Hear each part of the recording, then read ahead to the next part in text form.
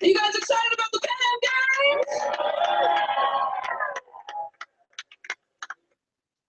Hello, everyone, and welcome to today. It's Thursday. Excuse me, August the 6th. And this is the Deborah Conversations with Deborah show. I'm having some technical difficulties with the Hangout room. It's been a while since I've done some Hangouts, but we're live, and I'm working these things out.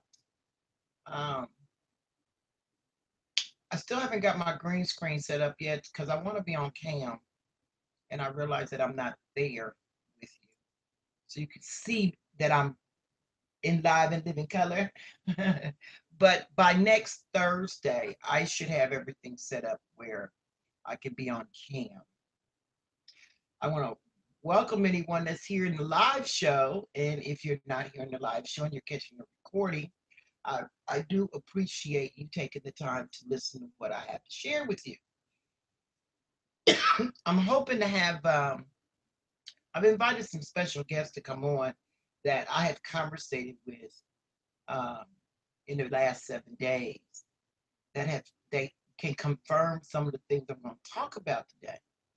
They have had the same experience. And it's just simply, I wanted to share with people.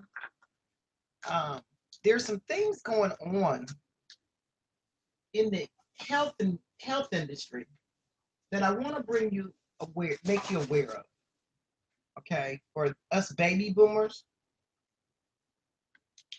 excuse me, that are under doctor's care, and we have health plans that are, to help us get our health in order.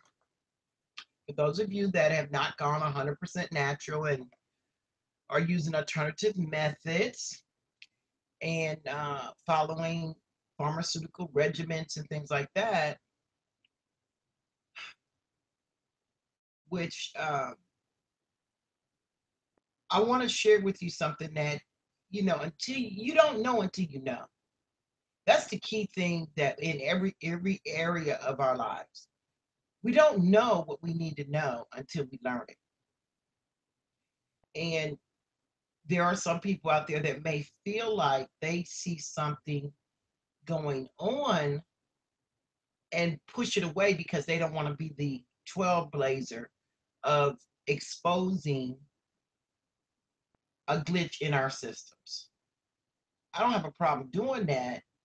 I just like to confirm that it's not just me alone. And that's what I went out seeking today. Well, in the last 7 days. Because what happened was, well, first let me cover this. I'm diagnosed with fibromyalgia. I don't like taking pharmaceutical meds, but fibromyalgia can tend to be extremely painful to the body if you don't have something that can reduce the inflammation. Because fibromyalgia, it affects the muscle. It debilitates you in your muscles, and depending on the severity of it, I have been in a position where I was in a wheelchair. I had to walk with a walker. I could not stand up for very long. And these were issues that were very troubling to me because as far as I'm concerned, I'm still young. Oh boy, but and these ailments that we have are not part of aging. I do believe that. It's in the food, it's in the water, it's in the air, and when we get these chemicals built up in our bodies, they tend to take a backlash on us and give us body pain and irritability. So my physicians prescribed me some 800 milligrams of ibuprofen. And you can get ibuprofen over the counter, which I do. I was, and at 200 milligrams a tablet. But the 800 milligram just seemed to reduce the inflammation a lot better and for me. And so My issue is not so much taking ibuprofen. My issue was the fact that I noticed something. This was the third time it had happened to me, and it was between two different pharmaceutical companies. Pharmacies. I'm sorry, pharmacies. Excuse me, clear my throat. Um, and if you are getting meds at a pharmacy, Walgreens, CVS, Rite Aid, whatever, um, pay close attention to the fact that there's a lot of changes going on, and these changes affect all of us, and some of them may not be real. Okay, it's something that these pharmacists have figured out, and it's I'm not here to line the pockets of pharmacists. They make a decent salary, and this is what I noticed. I've even contacted an attorney about it because I recorded the pharmacist doing what he did. I went to go pick up my script of the I wanting 800 milligrams of ibuprofen, and when I got there, young pharmacist told me he looked in the computer and he said, "Oh, okay, this prescription is not covered by your health plan." Now, I'm proactive in my health care. And before I use their systems, I always call and find out what I can and cannot do. And I knew that my meds are covered. Okay. So, I looked at him funny and I said, "Really?" So, and I repeated him. I said, "So are you telling me that ibuprofen, 800 milligrams, is not covered under my current health plan?" And he said, "No, it's not. It's an over the counter." He said, "Even though you got a script for it, you can buy it over the counter." And I said, "You can't buy 800 milligrams over the counter." He said, "Well, yeah, that's true. But it's not covered by your health plan." I said, "Really?" I said, "So how much is it?" And he told me $28.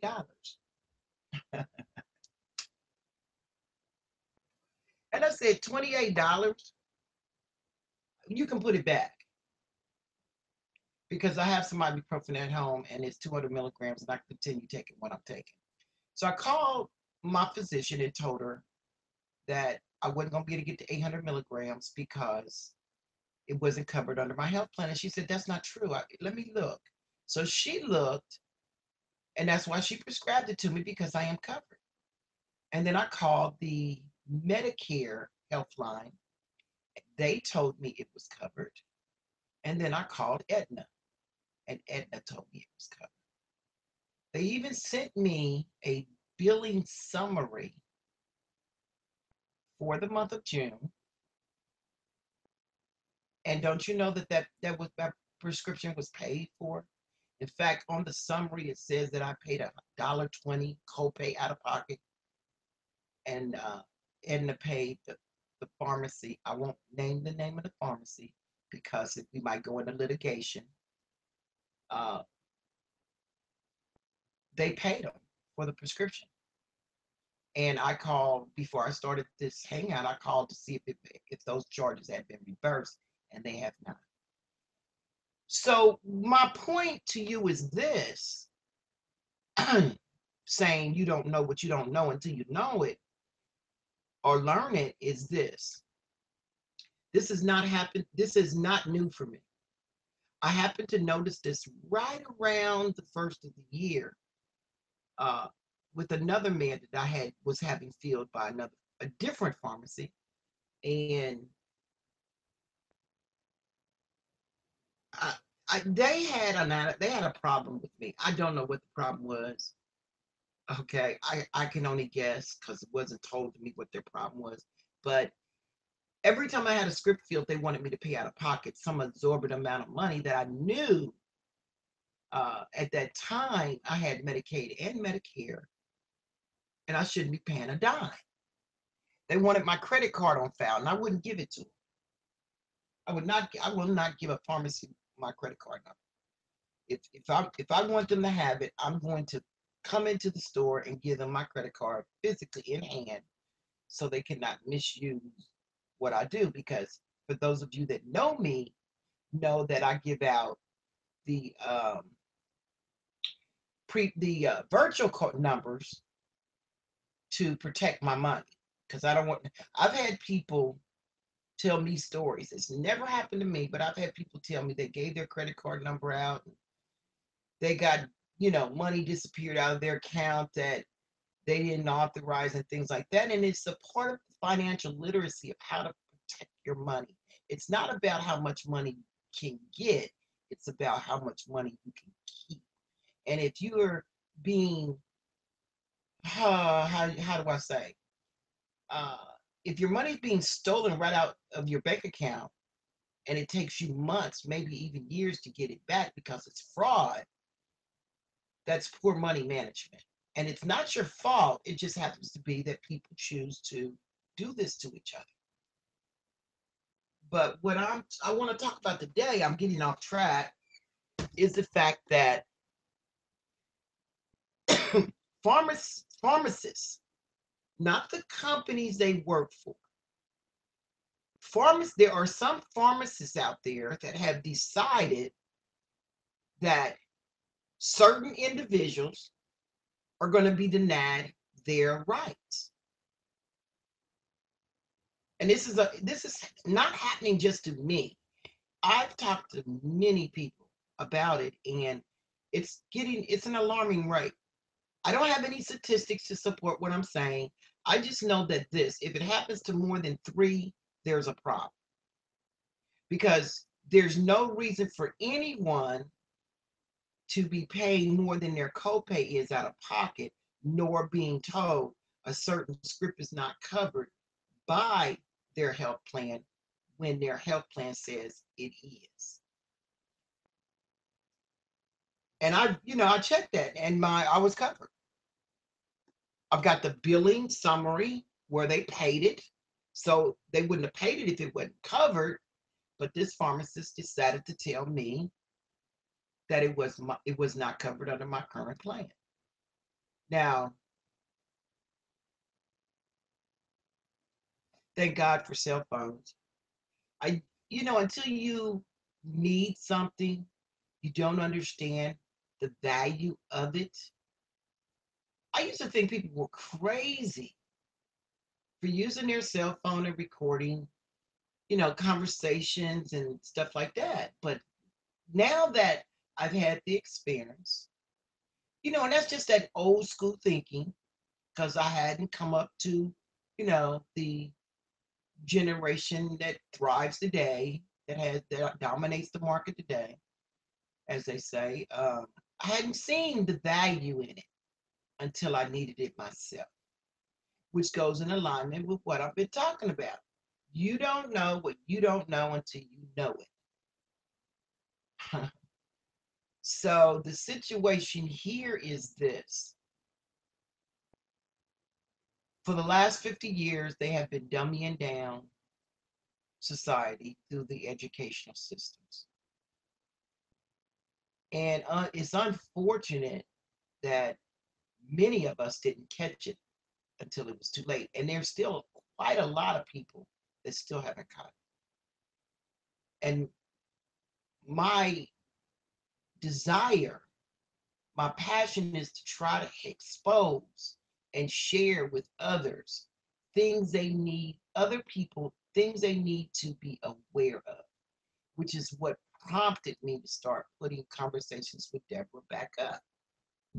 We've had a lot of things going on here in the United States that some individuals, a certain part of our society, are so bogged down with everyday things.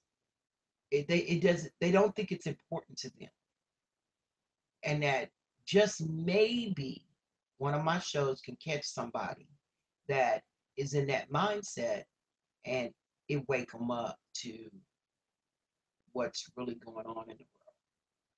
There's a lot of drama going on in the world. A lot of drama, a lot of crime. Um, I mean, here in Cincinnati, we've had two serious circumstances of cops killing people, and you see it in other cities, and you think, "Oh, how horrible!" But when it's in your own backyard, you got to stop and say, "What is really going on here?" People are being redlined, racial profiled. Um, I mean, the things. It's just a whole host of things that have been going on here in the United States that each and every one of us has a responsibility to inform those that think it's not important. That one day it could be you, it could be your daughter, your son, your husband, your brother, your father, your mother. It could be someone in your family that experiences the drama, and then it becomes crystal clear that it's a problem. There's a parable in the Bible that says that for those that accept wrongdoing, I don't know it word for word, but I know it's in the Bible. You look the other way because it didn't happen to you. You're just as guilty as the person that's doing it to the other person. And then one day you look up and it'll be happening to you. Go something like that. I might have put two parables together or two sayings together into one, but makes sense to me. Um, I don't see Terry has come into the room yet. I wanted Terry to come share what's going on. I'm in Ohio, and my girlfriend Terry, she's in New Jersey, and come to find out, these same circumstances is happening to her in New Jersey. Then I got another girlfriend in Michigan, but she's unable to come on. I know she's unable to come on because she's at work. Uh, but she was saying it's happening there. So if it's happening in Ohio, New Jersey, and Michigan, it's probably happening in all 50 states. Does it feel like to you that there is an agenda that is targeting a certain sector of society? Um, I know that I feel strongly that some of this stuff may be happening because of all the changes in the healthcare system. And it's so unorganized right now. They trying to set up these networks so they can control the money and in the health network and things like that. I see what they're doing, but I was never expecting to be denied any form of care without me with when I'm covered, because that's what Obamacare was all about, was to cover American citizens. And now I'm being told I got to pay money that I've never had to pay. But if you're dumbing down and you go on and pay it, and you're not proactive in what is really going on, one or two things happen. One, they could definitely get away with it. And until we can bust them and bring light of it, nothing happens to them. And two, you have compromised healthcare. When I wasn't for the Obamacare, and I don't have a problem saying it, because not because I didn't think people needed to be covered for healthcare. I wasn't for the Obamacare bill because it had so many things in it that had nothing to do with healthcare, like gun reform, you know, and homeland security and indefinite detention. And these things are in the healthcare bill. The Obama healthcare bill has absolutely nothing to do with healthcare. They pushed this agenda through under the pretense of healthcare, which, I can't even imagine somebody being that ludicrous. But then they know what we aren't aware of. Nobody's going to question it because they're going to put your focus on one part of it, which gives you benefits, while they take the other part takes benefits away from you. Because I'm not giving up. If I got guns and I paid for them, they mine. I'm not giving them to nobody. And I clearly understand what the forefathers were saying. When the government gets so big that it becomes a a dictatorship on mankind, on its people, I'm going to defend myself. Because remember now, those people in those offices is just people with a title, a title, and they are subject to the same scrutiny and not if we don't do nothing about it, not if we don't take back control. I came up learning that the government was by the people for the people. Something happened. I crawled under a rock and that disappeared. And it bothers me because I went to school for law and I see where the law has failed its people. The law that I fell in love with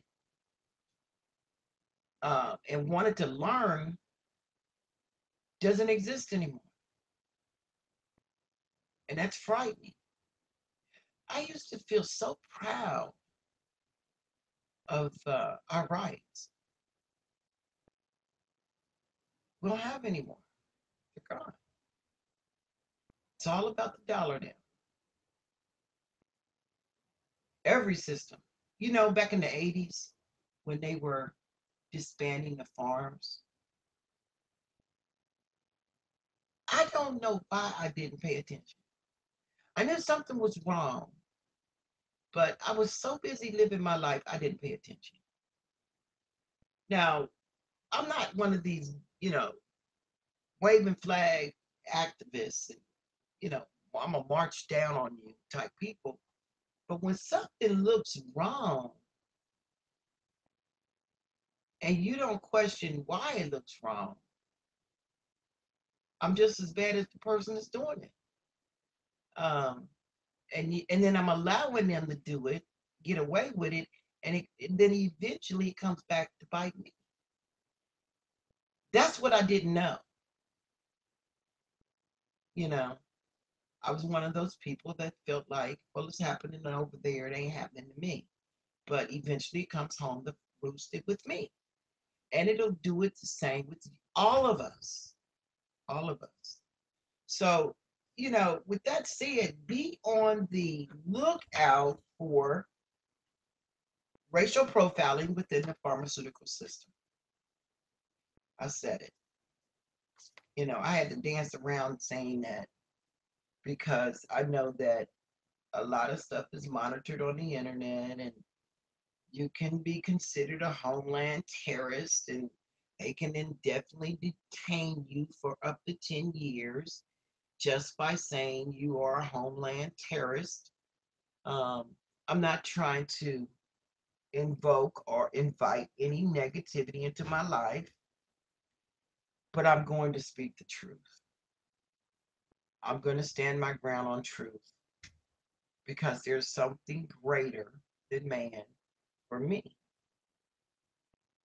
I can only speak for myself, and God is greater than all of this. I question sometimes what he's doing, but it is his will, not mine. So I choose to understand. And I know that at some point, unless I die before that point comes, there's going to be a change. I'm in the mindset of helping God change it, even if it means drama, even if it means turning the whole world upside down.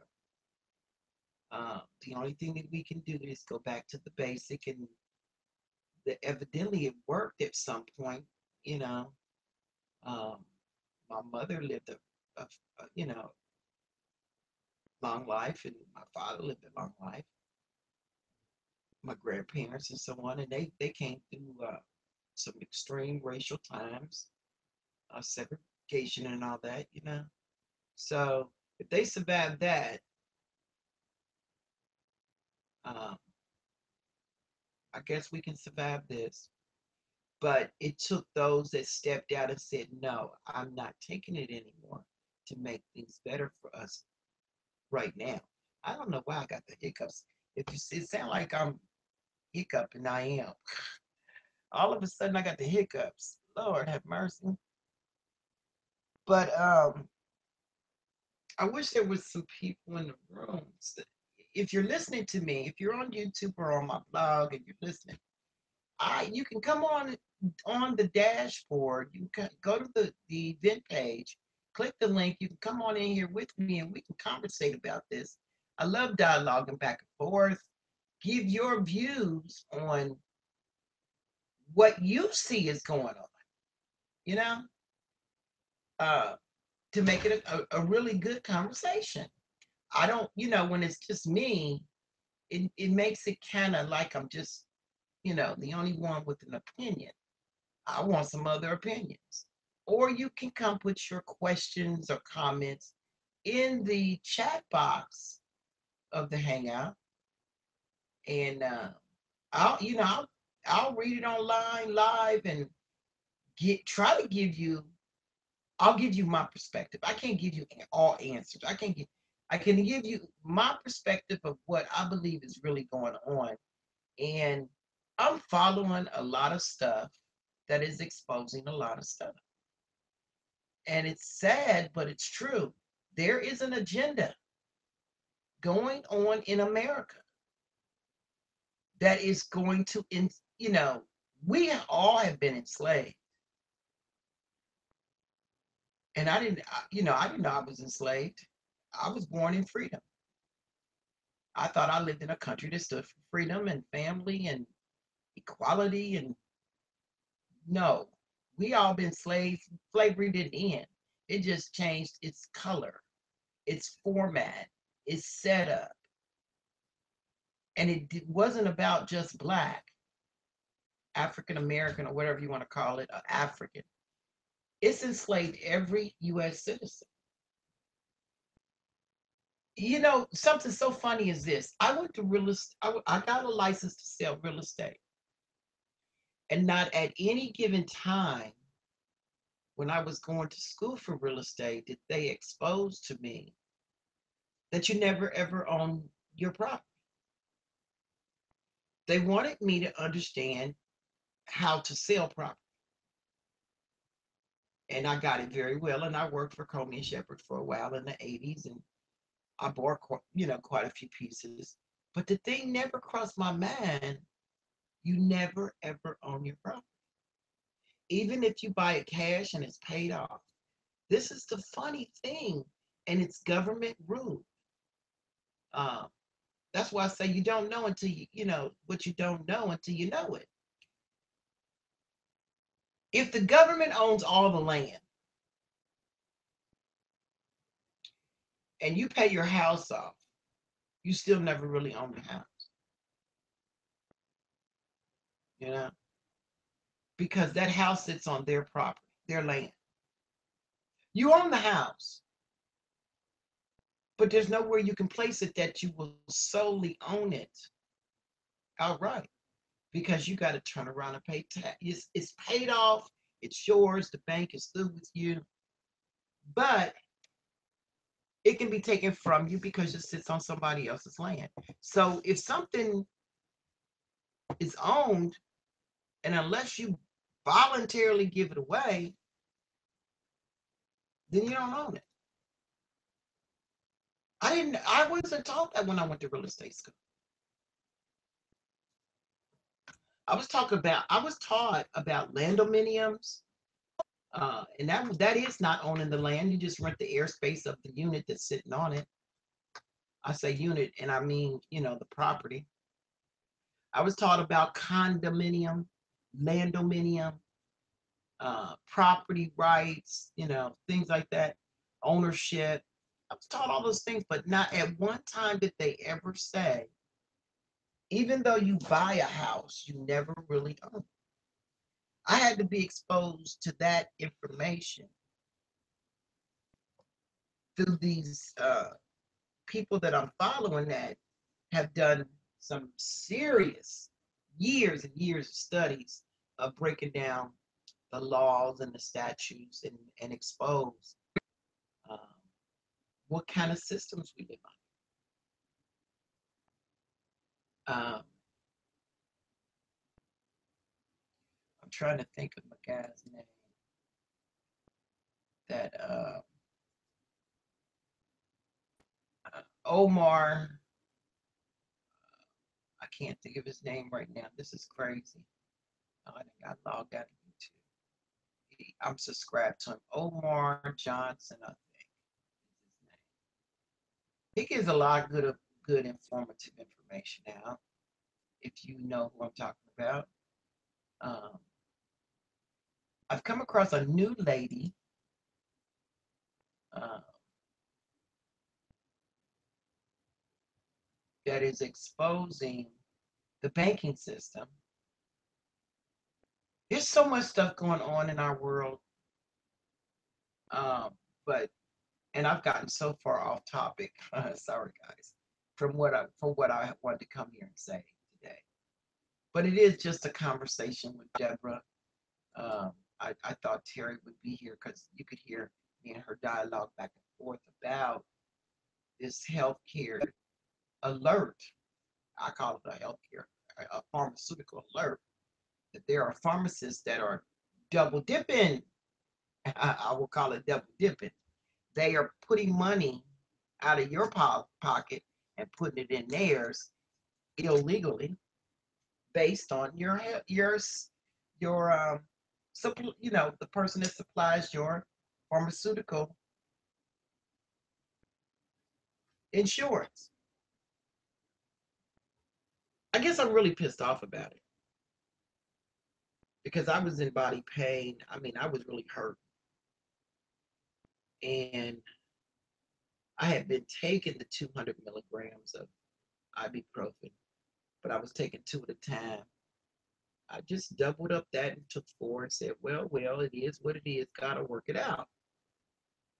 But then when I got that insurance summary of what prescriptions that had been filled for the month, it really just it bothered me. And that was the second time it had happened to me. And I said, I gotta look a little deeper into this because there's something going on.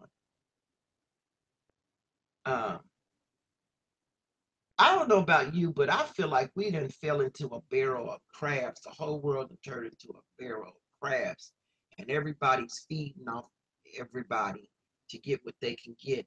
And the funniest thing about that is you can't take it with you. Yeah, you can enjoy it while you're here, but it's not when it really gets down to the bottom, the last that last breath, none of that stuff is going to be important. Ain't nobody planning on dying anytime soon, but in reality, is that an important factor? You can be financially secure without all the great wealth. I would rather be financially secure than to be rich, and I'm gonna tell you why. Richness is taken from you. You become. Ain't nothing wrong with being rich. Don't get me wrong. I'm not gonna sit here and act like I don't want to be rich because I do. Everybody wants to be rich, but there's a sense of grace being knowing that you can put food on the table, roof over your head, uh, clothes on your back, drive your car, put gas in your car, take a vacation, live life abundantly, not excessive. That's what richness does for you. It allows you to live excessively. And ain't nothing wrong with that either if you got it like that. But there's like 97% of society doesn't. My numbers might be a little high. I don't think so. But they say 97% of network marketers are failing.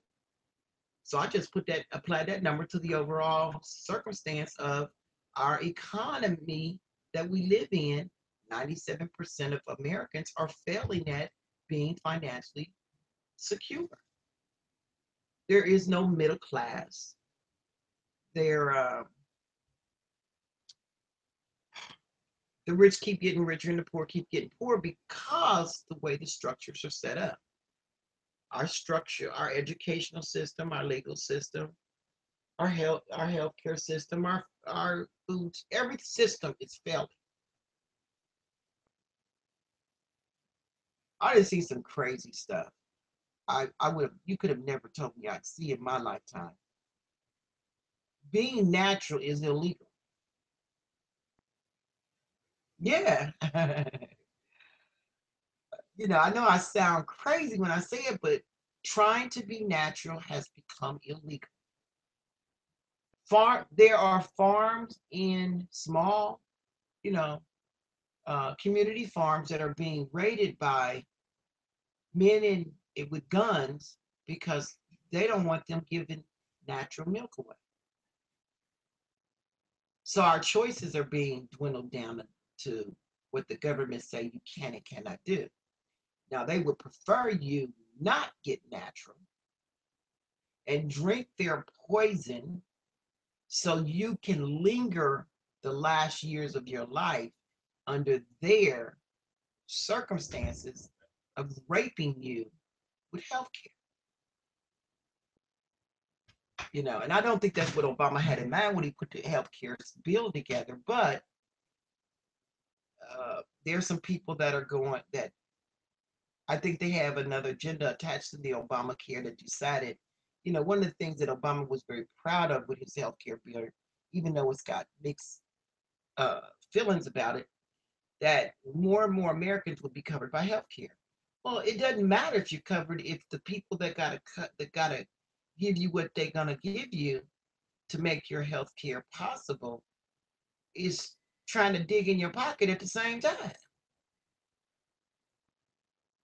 And then if you don't have it, he's got it set up where you're gonna fail anyway because they're gonna take your tax check. I'm gonna tell you, a lot of people gonna be pissed at tax time. Now, those of you that know me know I do taxes. I've done them since 1986. I started with H&R Block. Uh, in 2012, I got out of the industry.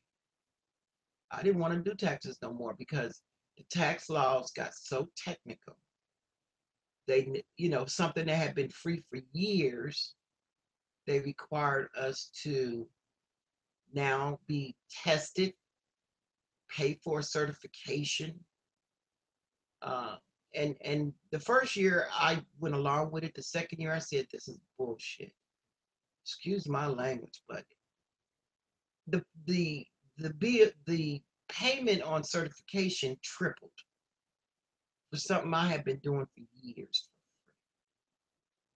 So I said, okay, the only thing I'm paying for is that piece of paper that allows them to tax me on what I make for doing taxes. So, I gave my tax clients a choice. I said, I'm not going to certify. So, if you trust me with what I've done for you for the last 30 years, you can stay with me and I'll do it as an individual and I'll cut the price in half. You know, we can still work together, but we just won't work together on a professional level. And I can still keep your records and all that, and you can pay me for that. That took me out the game um, to where I said, you know what, I don't want to do it at all. It was just, if you don't allow them to, one of the things I believe is this, and think about it for a minute, okay? Uh, it's inconveniencing, and it just it makes you have to change some things about your life. But all of us need change. And though none of us have it perfectly right, um, if you don't feed the system that's raping you, then they got nobody to rape. When gas went to $5 a gallon, or almost $5 a gallon, just like they had the bus boycott, I really wish the Americans could have seen what was needed to get the price of oil down to an acceptable consumer rate. If everybody had to just stop driving their cars and started riding bicycles, there was no demand of oil. Now all this oil that they had would have been sitting in their hand in their lap and nobody wanted. Then they would have been giving it away. And it only would have required at the most a week of inconvenience. And nobody thought to set that up to where now I guess a vast majority of people decided I'm not going to drive. I'll do public transportation because the price of oil went down. Now, how come? And I don't know everything, but just a year ago, gas was almost $5 a gallon, and this right now it's like $2.39. I don't know, because I'm one of those people that did not mind being inconvenienced, and I gave up owning my car. I said, you know what? I own my car, and the cost of the laws, the cost of owning a car was over $150 a month for me. Insurance, just because of the insurance laws, and you got to have state minimum. I was paying more for insurance at 60 than I did at 25. And it had nothing to do with inflation. It had everything to do with the laws. The laws require you to have insurance on your vehicle, not you. And that in turn made the insurance companies rich. If you remember back, not too long ago, the individual was insured, not the vehicle. Now you have to insure your vehicle. And if you don't own a vehicle, you have to be insured. So it's like if my daughter owns a car and she has insurance on her car, it doesn't cover me. I can drive her car if I have a bond, which is another kind of insurance policy for me to be behind the wheel of a car. Well, now they're getting paid double. See, and a lot of people didn't see that when that happened, when they passed the laws on insurance, state insurance laws, and now they use the premise that the state level increased the cost of insurance. Because I had an insurance woman tell me she was sorry that my rates almost tripled in 1 month at my renewal rate, at my renewal of my policy. And I told her, honey, before I give you that kind of money, I'll rethink driving a car. Cause I could take a cab every day and not spend, I don't go out the house that much because I work online. You know, I was like, that's crazy. But you know, that's me. What you do, you have to do what works for you. I just wanted to bring it up to your attention that there's something going on. And don't you, now that they say once you know, you can't go back. If you happen to be in a situation where you're getting a prescription filled and the pharmacist tells you it's not covered under your plan, use your cell phone that you know you own all the time. Call your insurance company and verify. Um, and it might be inconveniencing and it might take a little more time to get your medicine, but it will allow you to not let someone rape you, okay, of your money unnecessarily. So, with that said, I got somebody asking me a question in a hangout. I hope I got my point across of what I wanted to share with you guys on today's Conversations with Deborah. And for those of you that do take the time to listen to this recording, I apologize if I just was ranting and, like Alex Jones does. That's my boy. Although he is a fearmonger.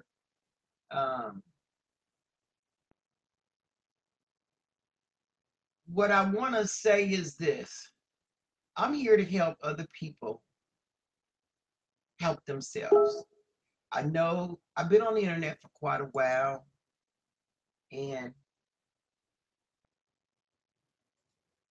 I just told you I'm in a hangout.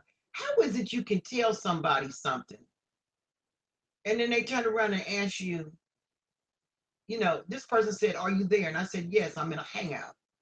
And then they turn around and say, "What are you doing right now?"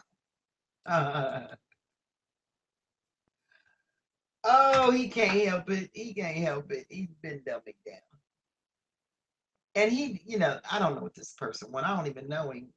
I just met him today on Google Plus. Um, it's sad. I am so grateful that I was born when I was born, and God, I used the abilities God gave me to think for myself. I'm not trying to make myself any better than anybody else. I'm just simply saying there are common sense is not common anymore. Have you noticed that? Common sense is not common anymore. And it's sad because when you can't think for yourself, you can't improve yourself. You can't manage your life. You're running in circles like a little kid. I watch the young people. Oh my God. Some of them are so enterprising and throwing it away. Oh, this person's going to drive me crazy. Um, okay, he got the picture. I don't know why he won't come in here. I just gave him the link if he wanted to talk to me. I believe it's a fake account. He don't want to be exposed. That's what I believe. But anyway, I get a lot. The reason why I say that, there he is. The reason why I say that because I get a lot of those. Um, let me do this. Let me do this. Maybe this person will come in here and share this hour with me.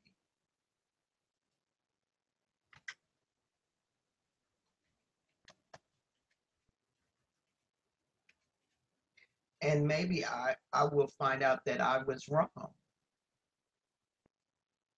about him. But when you tell somebody you're in a hangout and they still persist as if you're not doing nothing, that's rude to me. Anyway, as I was saying, if you need some help with what you're doing, I don't know everything, and I'm never going to try to come off like one of these gurus, okay? Because there's red flags all over a lot of them. There's so much stuff that they don't tell you. They tell you what they think you want to hear, and if you're thinking about the situation, you will find out that you needed to know more, and they're not going to tell you what you need to know because then you wouldn't be spending no money with them. But they do what they do, and if they can live with themselves, that's fine. I'm here to, I'm a small fry. Uh, I actually am not comfortable making another person's life harder just so they can do what I do. I have a no cost, zero out of pocket business blueprint that I share with everybody. and it's four streams of income. You will never have to spend a dime. Now, what I mean by that is this: if you do the blueprint, as you make the money, you have to reinvest. But it'll never cost you anything to get started. And if you build it, you'll reach a point where right now, well, I'm not even going to do that. I was going to tell you, it's taken me about a year to get up to uh, a very decent monthly income. And I love what I do. It's actually given me more freedom of my time, which is why I started doing these hangouts again. We're getting to the top of the hour, so and an hour is really kind of long. I'm really, it's hard to hold a person's attention, especially when you're as dry as I am. I hope I was informative to those that took the time to listen. But I'm not going to hold you guys any longer because this is an hour is a long for hangout. I'm going to get it down to the point where there is these hangouts will only be 30 minutes and they be extremely informative.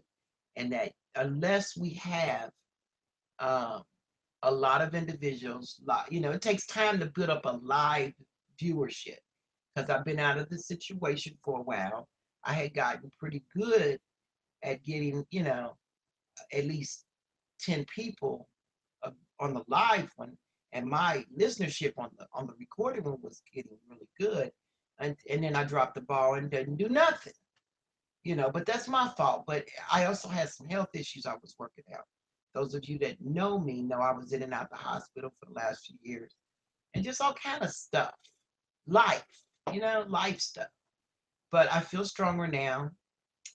Um, and I want to start, and I'm more freer with now I have more free time. So I wanted to commit to these Thursdays at 1 o'clock and get conversations with Deborah back up and going.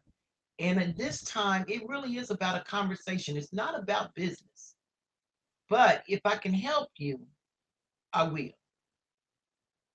You know, if I can help you, and I'm going to share with you what I do. And all you got to do is decide if you want to do it too. It doesn't stop my money. So it doesn't matter whether you do it or not. The only person that's going to help is you. It will help me um, because I was able to accomplish my goal. When you think about NetSpin, and that's my gateway program, you get paid just because I referred you. And I get paid because I referred you. It didn't cost anybody, it didn't cost me, it didn't cost you, it didn't cost nobody nothing. But that's a one-time hit. I can never make any more money from you from that. But I can show you how you can keep getting paid because you're going to be able to find people and share that opportunity with them. So it's a stream of income based on a one hitter, one time. And if a person is serious about becoming financially secure, I mean, we doing it anyway. We online all the time, making friends. I got people that, as they, they asked to be my friend, ain't never spoke a word to me. I try to reach out to them. Some of my stuff is still waiting for them to respond. And I was thinking to myself, now wait a minute, what's the point in this? What is the point in making all these friends and then we don't interact? So, my dream is that these people will come into the Conversations with Deborah show and we can build it up, maybe within 6 months, we can build it up to where this is a place to come and turn it up and have some fun. I could do it for hours doing that, but when it's just me, and I know people, they like, I got things to do. I ain't got time to go play around with Deborah.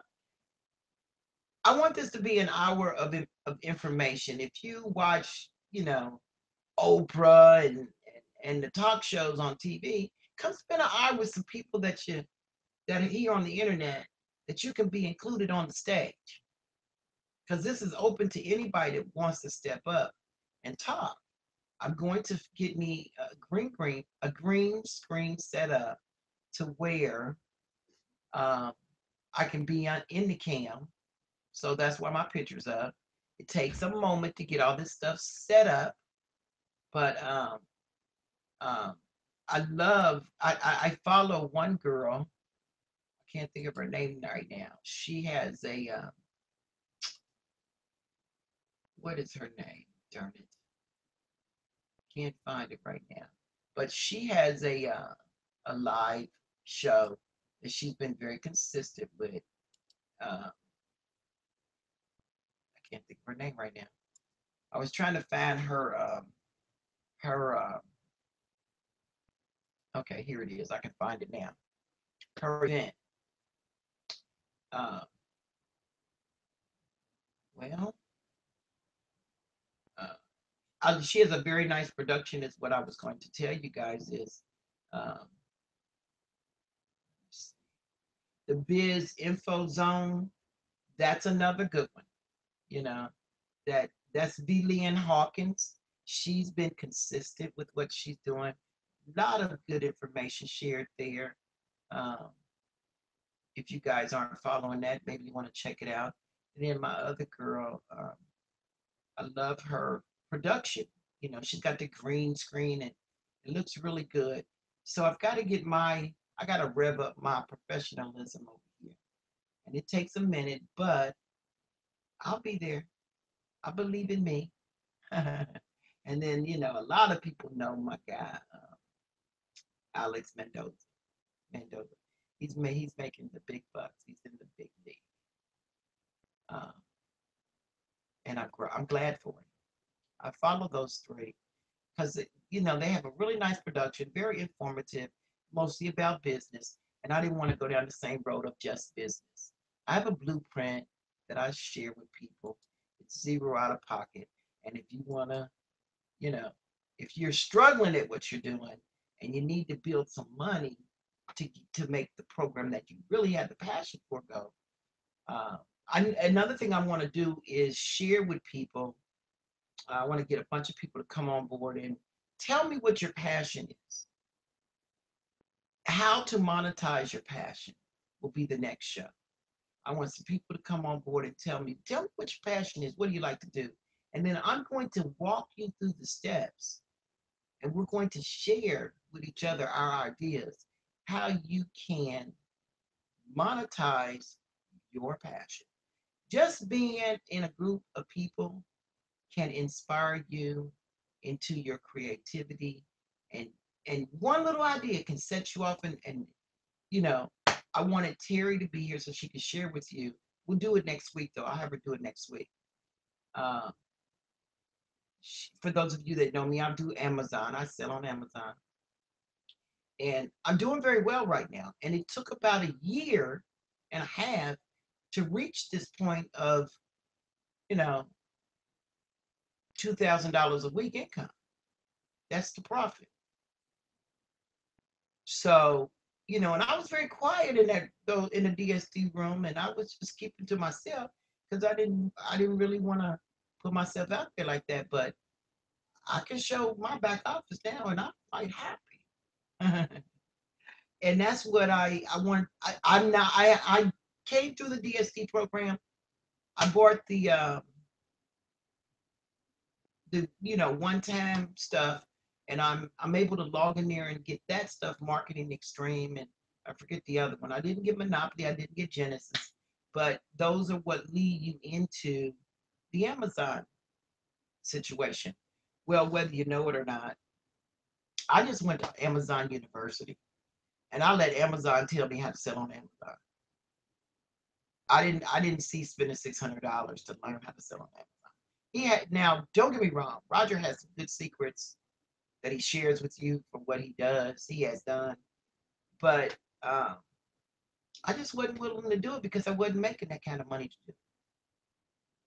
And even if I had a bin, I'm making it now, I still wouldn't give up $600 because I figured that if I'm going to, if the people that are, I'm going to sell on their platform and they're willing to teach me, I'm going to listen to them.